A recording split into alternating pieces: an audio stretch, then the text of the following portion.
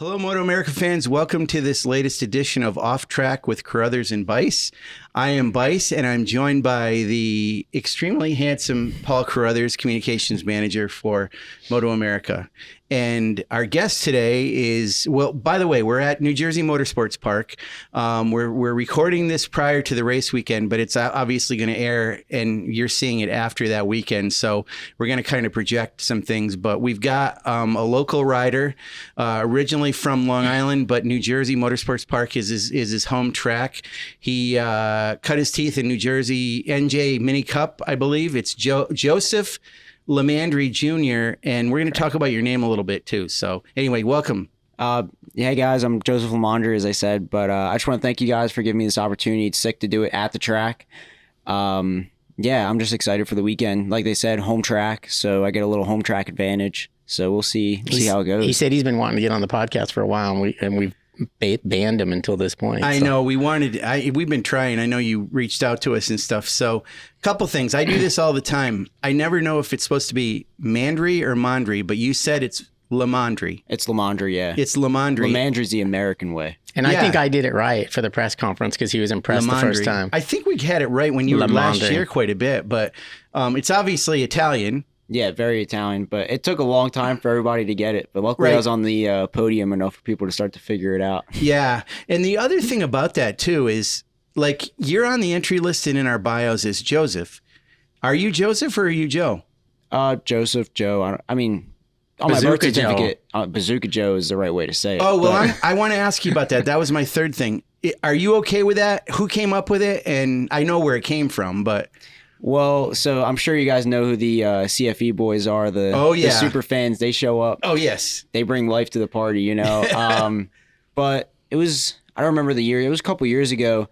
We're just sitting there, and my nickname was Fast Joe for the longest time. It's ever since I started riding. And they're like, we got to come up with a nickname for you because you're like a rocket on the track. They're like, Rocket Joe. No, that's too close to Joe Rocket. And then they're like, Bazooka Joe. And then one guy just screamed skadoosh, which is kind of my slogan now, which is, I guess that's how the rocket sounds when it comes out of the bazooka. But it was actually at Jersey when I had my first podium. I finished second. 2020, it was my first ever podium. And they came over to our pit and they had this whole skit. They came over. One guy got down on one knee with like a big water bottle, like he was holding a rocket, and screamed skadoosh, and the other guy was like standing a little far away and threw Bazooka Joe bubblegum everywhere and like jumped onto the ground. So that was pretty cool. That's very cool. I'm glad, because I wasn't sure how you felt about that name, but if it came from the CFE guys, I know it's coming from love, so that's really cool. And they're fantastic for a paddock to have, right? Oh, 100%. Yeah. It's great to see people that really love the sport so much as them. They're not really here to cheer on someone in particular. They're just here to have fun, cheer for everybody. And drink beer. What was that? And drink some beer. And drink some beer from 6 o'clock in the morning to the end of the night, which whatever floats their boat, because I love them. They're crazy. I'm sure they will have been here this weekend since we're talking about this afterwards. Yeah. I'm sure we saw them. Sorry. Yeah, no, go ahead. That's all right. They're at pit, and I just love seeing those guys. Yeah. They're awesome. And I'm pretty sure they're coming this weekend. They usually tell me if they're coming or not. But this is where they started, wasn't it? Yeah, absolutely. So you were at Pittsburgh. You raced in Supersport. You filled in on the 55 team, Michael Gilbert, in Supersport, and you've come from Junior Cup in the past. So that's a pretty big step. How did you feel about how things went for you at Pittsburgh? Honestly, I think it was awesome. It was a great weekend. It was a great learning weekend. The whole Michael Gilbert racing team is absolutely amazing. Michael is amazing. It kind of sucks that he's a little injured right now and can't ride the bike, but it's good that I'm on it. Yes. So that's not bad. But, you know, Murph was my data guy. He was great. Richie, my mechanic, was awesome. Pancho, my crew chief. I just love the whole team. They were great. And the bike is awesome. Yeah. You know, even though I raced Junior Cup all last year and I rode a 400 for the long time, I have my own 600. It's built by Boss Racing. He was the same guy that built my 400 last year, and I ride that mostly when I'm not racing MotoAmerica or riding my Supermoto. I'm probably on that bike, so I have some experience riding the Supersport bike, but it's a whole lot different than the 750, and it was a little bit of a learning experience. But every time I went out there, we went faster and faster every single time. And, you know, I wish the results were a little farther up, but that's kind of just me taking a little longer to learn the bike. And, you know, we're at the home track now. So we have the home track, home crowd behind me. So I'm excited to do something this weekend. So that Junior Cup to Twins Cup is a jump. Is it a bigger jump from Twins Cup to Supersport? Well, I wasn't really from Junior Cup to Twins Cup. It wasn't really all that bad. The bikes are different. You just got to figure out how to ride the Twin a little differently. It's not that much faster than the Junior Cup. It's got a little more grunt down low, which kind of sets you up for the Supersport because, you know, the Twin, you get on the gas mid corner and that thing is going to pull. It's going to pull out of the corner where, you know, I was used to an R6 where you get on the gas and that thing needs to be in the upper to mid range for it to really do anything. So I was kind of just prepared for it. And the 750 is a little different. It's got a lot of torque down low where I'm just starting to figure out, you know, how to manage the tire, how to stand the bike up on the gas, which I never really had to worry about with the other bikes. Yeah, there's a few more things with that bike. I've heard it's really good off the corners. That's a big thing with it. And it's got that electronic throttle that I know they can manage it if they have to in terms of like balancing and all that. But it seems like they've got that bike pretty good now. I mean, obviously Tyler Scott's been on it, and there are a fair number of 750s in the class. So that's quite a bike for you to be on, though. It's got all the power you probably need, doesn't it? Oh yeah, it's a really good bike. I mean, obviously the 750s, they're starting to develop it. It's starting to become the bike to be on. Obviously Tyler's out there winning a lot of races, finishing on the podium, fighting for wins if he's not winning. And, you know, same with Michael's bike. That bike is great. We had one of the fastest trap speeds in every session. I just got to figure out what it likes, what it doesn't like, and just push a little harder on it. I wanted to ask you about, in the past, you've been continually affiliated with Boss Racing. I know a couple of years ago when you were a sport bike track here, towards the end of the year, I think you did a couple rounds under Boss Racing as the title of your team.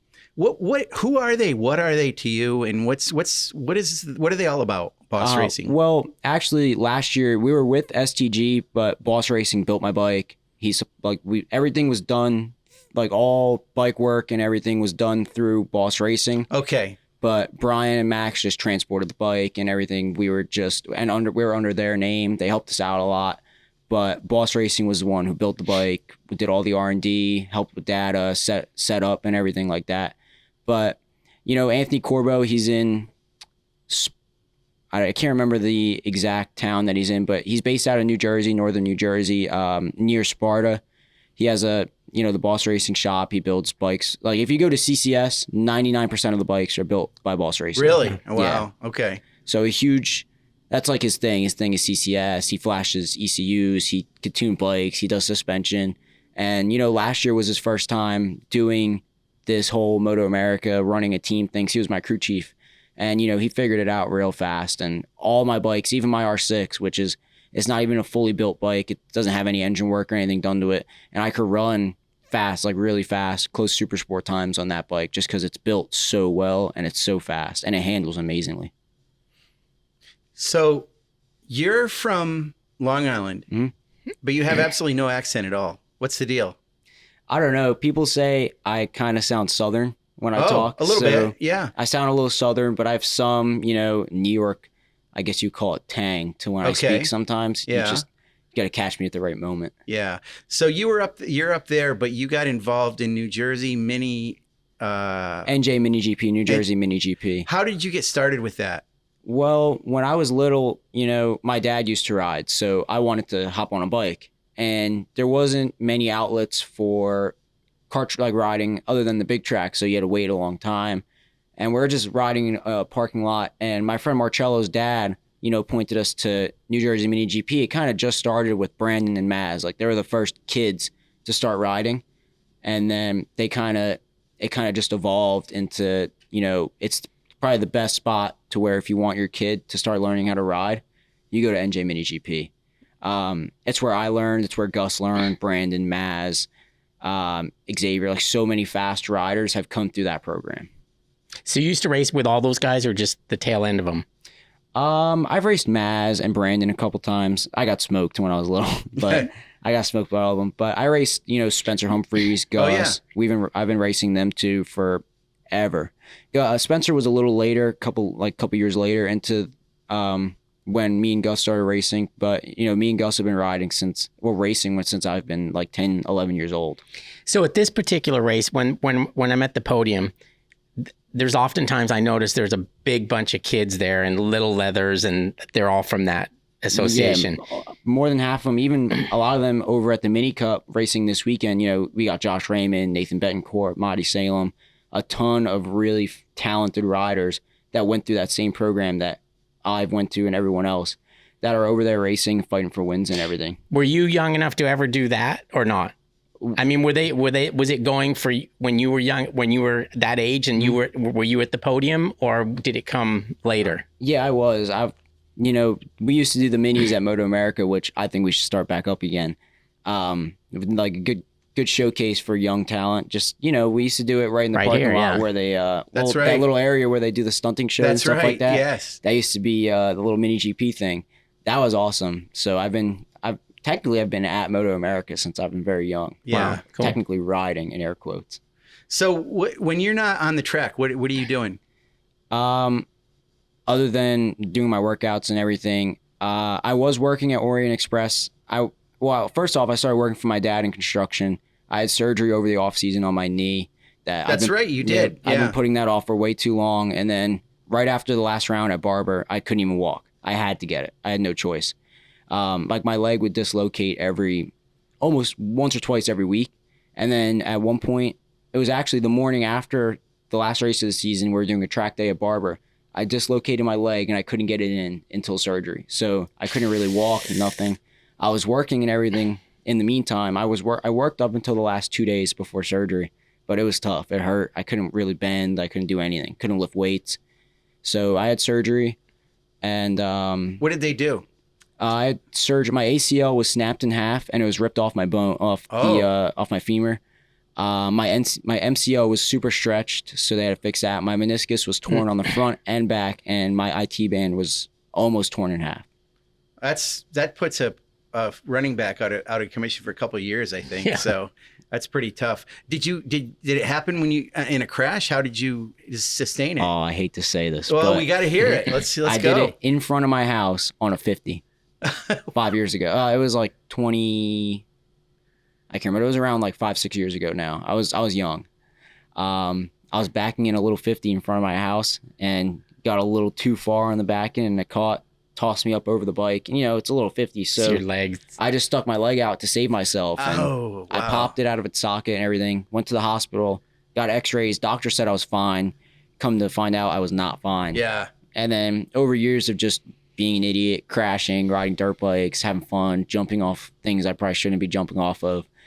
It just got worse. It just, snowballed into something that got really bad. Then I crashed at Laguna race 2 last year, and that was it. Bike landed on my leg, and I could barely walk. And every week or so, I was popping my knee out of its socket. Man, well, I'm glad you got that taken care of now. Yeah, so. I had no choice. Yeah, I kind of it sucked. It was a rough. I've broken bones. I've had surgery. I broke my wrist. Had to get surgery on that. I broke my arm. Luckily, didn't have to get surgery, but those were nothing compared to getting, ligament surgery. It's tough. Yeah. For the first, 2 months, I couldn't really do anything. For the first month, I was in bed. I had crutches. I lay down all day, which sucked because I went from being outside every day, doing something, to I couldn't do anything even if I wanted to. Right. I pushed myself, though. Even when I probably shouldn't say this out loud, but even when I wasn't supposed to walk without crutches, I'd just leave my crutches on the ground and, walk 10, 15 feet to the bathroom and just do it without my crutches. Yeah. Just to condition myself. So I got my crutches off like 2 weeks before I was supposed to. I got my brace off almost a month before I was supposed to, just because I pushed myself that little extra bit. Back to what we were saying, though, what I usually do. So I started working at Orient Express since I was working with Skip. Amazing boss. I loved working for him. It was just last week I stopped working for him and went back to my dad now that I'm all healed now. But that's what I did in the meantime, because all I did was I just packed boxes, swept up, made sure the warehouse was all clean and everything. So it was like a light load on my leg, which helped a lot. So what are you doing with your dad? So he does construction, I guess. like a lot of commercial, not really like paving roads or anything, but like, like parks and like parts of roads. They do a lot for the MTA and Con Ed and a lot of things in New York. So like underground, they do a lot of that stuff as well. Wow. But I haven't really done that yet. I've kind of been at the boss's house, working at his house. So I'm starting to learn a little bit here and there. That's cool. It's funny because Michael Gilbert, you probably know, I mean, he went from what he was doing with Cycle World to now he kind of took over his dad's business too. So it's interesting that you're sort of doing the same thing, following with what your dad does. So that's cool, keeping it in the family like that. Yeah, 100%. It's just good, when I have to go ride, I can go ride. Doesn't really turn into an issue. Because if I told someone else, like, this is my schedule, they're like, oh, you're not working here. Yeah, we need somebody else right now. Yeah. So earlier in this podcast, I had a bit of a senior moment. I thought it was a couple years ago that you were in Junior Cup and then you went to Twins Cup. But that was all. You were in Junior Cup last year. Mm-hmm. And then you started out in Twins Cup this year. And you're doing some Supersport at the end of the season. Next year, Supersport for sure? We're still looking for support for next season. We have some things lined up, nothing set in stone. It's just like, thoughts being thrown around. We're just trying to figure out how we can get the funds to get it done. But honestly, I'm open for anything. Twins Cup's an amazing class. Yeah, Supersport is a great class. Yes. Twins Cup could set you up for a lot of things, same as Supersport can as well. It's stacked with a really talented field of riders, and that's really what I'm looking for. Right. I just want to go into a class where I know it's going to be tough. I know it's going to be hard. The riders are going to be fast, and I can go out there and I can learn and get faster and get better. Good plan. Yeah, I mean, for sure. And I mean, it's good that we have Twins Cup to, because sometimes it's a nice intermediary before going from Junior Cup to Supersport. That's pretty tough, but Twins Cup's at least a little bit of an in-between thing for you. What about a leader bike? I've ridden a 1000, just spun like a couple sessions on at a track day, but I'm sure I can figure it out. But you've got a few years ahead of you, and obviously you're still young, so that'll come at some point, I'm sure. So yeah. It's good that you continue to do what you're doing with down at this track. And you mentioned some of the mini cup riders. Do you work with them a little bit to help them out? A lot of them are just as fast as me, so I don't really know. There's not much. What are you going to tell them? Right? There's not much coaching to do. They're going to be like, I can keep up with you though. But no, I help them out here and there. I have a lot of riding experience. I've been racing for a very long time. I've raced against a lot of fast riders, so I have just a little edge over a lot of the little kids who can put down really fast times. But, I can, like, just some of them, I help them sharpen up a couple things here and there. Like, here you should, just throw an example. I was riding with one of the kids that are racing this weekend, Josh, at the kart track, the Liberator kart track, which I think they're racing on this weekend. And I told him, like, this section here, just give up a little bit here so you can gain another 3/10 on the exit of this corner. Just little things like that they will learn over time with racing and riding other tracks and racing other bikes, just stuff like that. But it's all little nitpicking stuff. Nothing like, oh, you have to change this. There's none of that. They're all really fast and they all had really good coaching through the mini GP program. See, most kids, like from our era and even after that, most kids start out on little dirt bikes. And then they don't get to do that. They never used to get to do that until they were 15, 16 years old. Right. And now it seems like they go straight to that and a lot of times skip the whole dirt motocross stuff. Did you ride off-road motocross or anything, or did you just go straight to that? Not really. I kind of suck on a dirt bike. I mean, I can get around the track pretty decently, but you wouldn't find me in any dirt bike races. I started off with road racing, just riding it in my school's parking lot that I got kicked out of several times for riding a little dirt bike there. But yeah, it's great. The whole mini cup program is awesome. I kind of wish we had that as well, just to bring more talented riders into a single area. Because NJ Mini GP, we have what we have.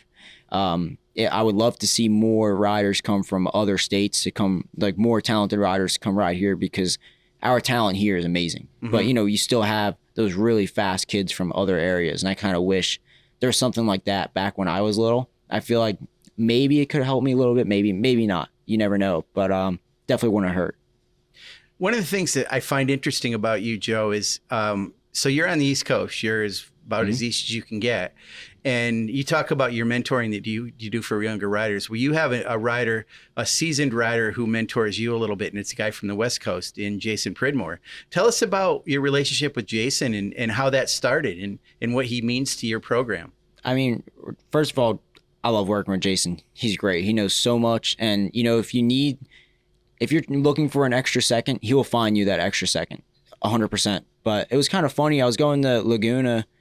I'm pretty sure it was Laguna last year. And I had his number. I never messaged him before. And I was like, hey, Jason, head down to Laguna this weekend. You mind if I go out on a track walk with you? You think you can help me out? And yada, yada, yada. And he loved it. It was like the Laguna was the first time I met him, and it was such a good connection. A lot of the things we do are pretty similar on the bike, so it's kind of easy to relate with what he says.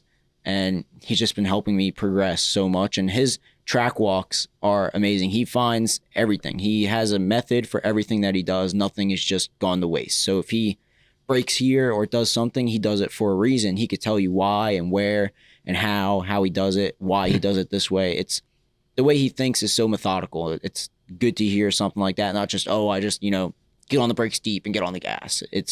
He has such a thought out method for how he does it. And he has very good reference points. That's one thing I've had to work on. I've gotten a lot better at, are picking reference points that where, I used to just brake where it felt comfortable. But now I have I brake at this mark on the track, and then I could use those to next lap. If I have to outbrake someone, I brake 5 feet later than that little line. It's just little stuff like that. So these brake markers, tell us about that. Is it a spot on the track? Is it like something on the side of the track? You pick out something, right? And you use it. Tell us about what that is. It's really anything. I mean, I try not to pick something that can move. So I know some people, that's a good idea. Some people will pick a cone or something. I don't like to rely on that, because maybe they moved it 10 feet deeper next time you go out. I know, I don't remember who it was, but it was at Summit Point in West Virginia. They had this I don't know what it was that they were looking at. Well, I know what it is now, but I think they thought it was a rock or something, and that was their braking zone. But every lap they thought they were braking a little deeper until they just got in way too deep, ran wide and crashed, or just ran off, something like that. Come to find out, it was a turtle. I was going to say. That was moving, because Summit Point is like National Geographic over there. There's always something on the track. So that's why I try to pick something that I know won't move. I don't know, like a mark on the pavement or something. Yeah. That's not going to move until it gets repaved. Then I got to find something else. Yeah.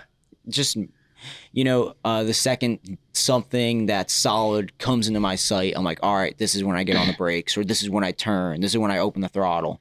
Just little things like that. And that's what Jason's so good at. He has literally every single corner, he has something there that he uses as a reference point. Wow, that's interesting. The other part about Jason is, it sounds like, from what I understand, he kind of brokered the deal with you and going to race with Michael Gilbert, because obviously Michael works with him in the school. So is he part of the reason that you've been racing with 55 Racing and Michael Gilbert? For sure. I think, he planted the seed, I think this is the rider that should, ride for this team. So I'm very, appreciative of that, and very grateful that he's willing to help me out. Yeah. That's really good, and especially at this track that you know pretty well. But this is your track. How well do you know this track anybody else? Any better than anybody else is what I meant to say. I misspoke there. You did a lot of You did a lot of karting mini racing, kart track mini racing.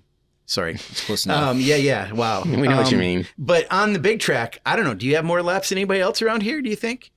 A lot of the Jersey guys, I probably have the same amount of laps, like Ty Scott, Gus, Spencer. We all probably have similar laps.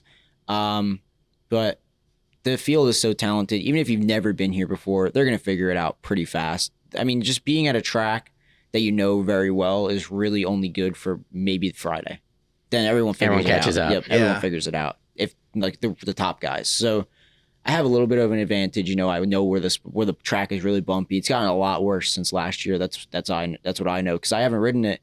I rode it like a month and a half ago, a little over a month ago, and the last time I rode it was MotoAmerica last year. And my first session, I was like, oh man, the bike's broken. Someone forgot to tighten something, but it's just the track is getting a little bumpier, which hopefully they actually do that repave. This track will be sick. Yeah, they're going to repave it, I think.